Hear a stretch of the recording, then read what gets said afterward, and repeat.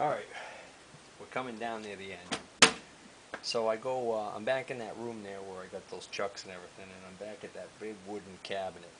And I'm noticing that at the bottom of the cabinet, there's a door on the left and a door on the right that opens, but there's a wooden panel in the front that doesn't open.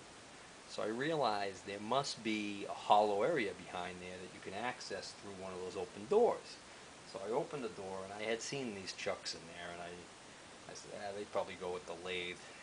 And then, well, make a long story short, I decided to start pulling that stuff out because I was looking at the chuck that was on the lathe, and it was a pretty big one. And I thought, oh, this looks kind of small.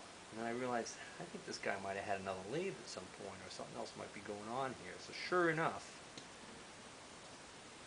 not sure if any of these actually fit that lathe that was there, but it doesn't matter because he was willing to sell me the stuff dirt cheap.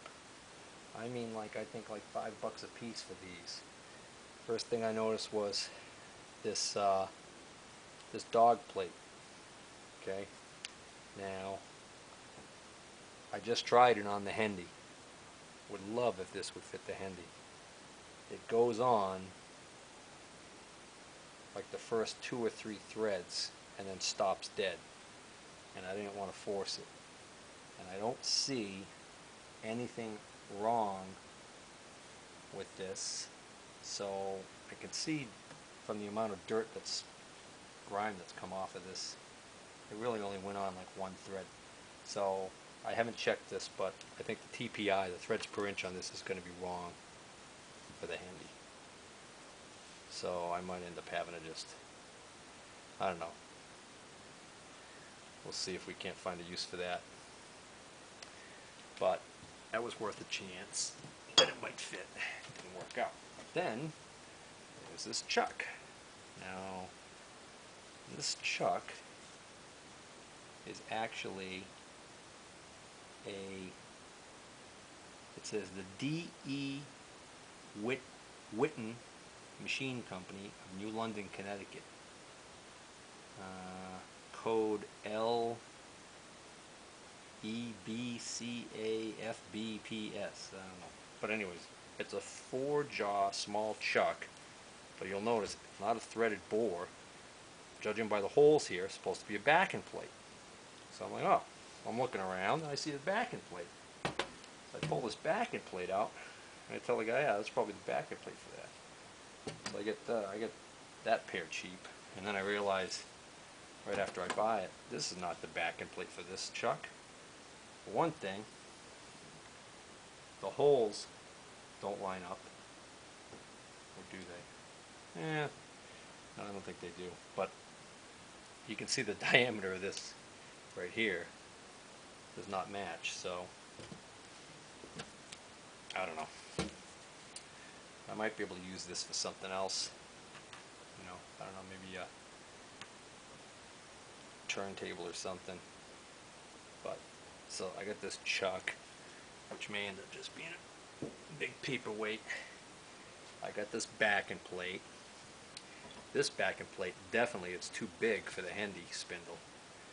So the 12-inch Hendy, it won't fit on that. I might have a use for that. More on that later.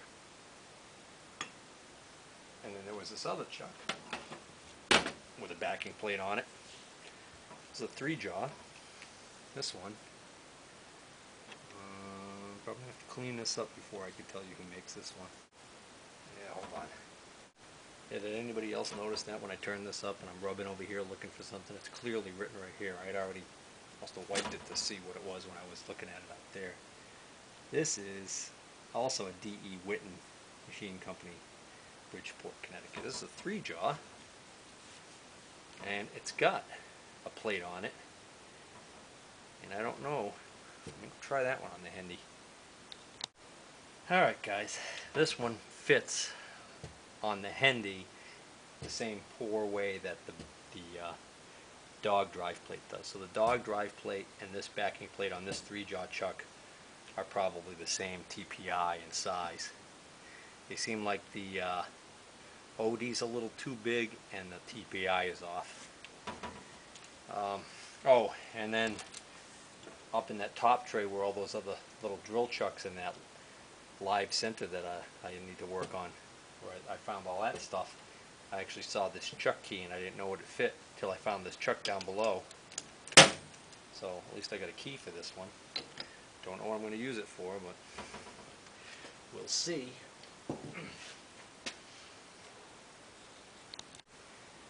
So I reach deep into the bowels and dark recesses of that cabinet that smelt like cat pee and was pretty gross. And I see something kind of in there, and I reach in and I grab it and I pull it out. I take one look at it, and I almost peed my pants. Who knows what this is? Who recognizes this sucker?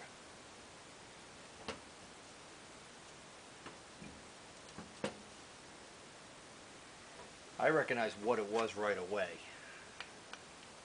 What this is a clamp that is part of the tapering jig attachment on the lathe. Probably on the lathe that was there. But the tapering attachment was not on that lathe. I think it was on the floor underneath it in a pile of garbage.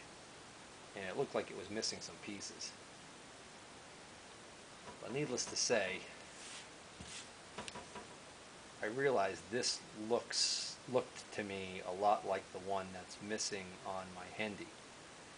And I've got a homemade one that somebody made that's really kind of poorly made. So I was really looking to get this hopefully cheap so that if it doesn't work out, I didn't blow too much money on it. So I'm not going to keep you guys in suspense. I already tried it, and unfortunately it doesn't fit the Hendy 12-inch. But that doesn't mean I don't have a use for it. But more on that later. So at this point, I figured my shopping was done.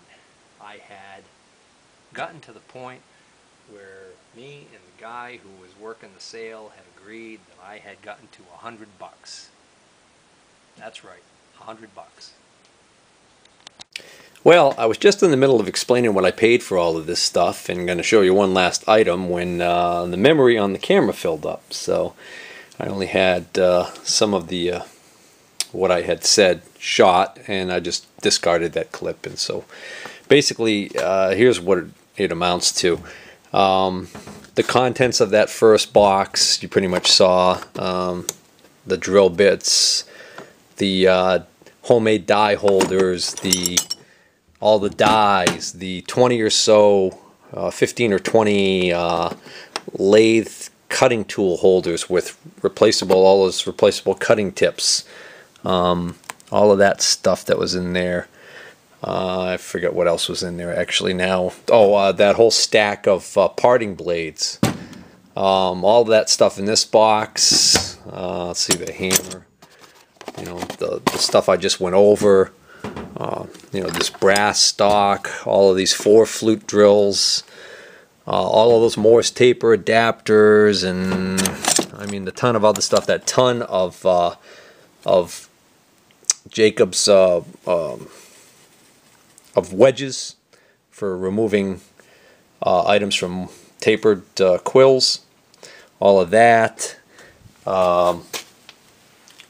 These extra chucks here. This part here.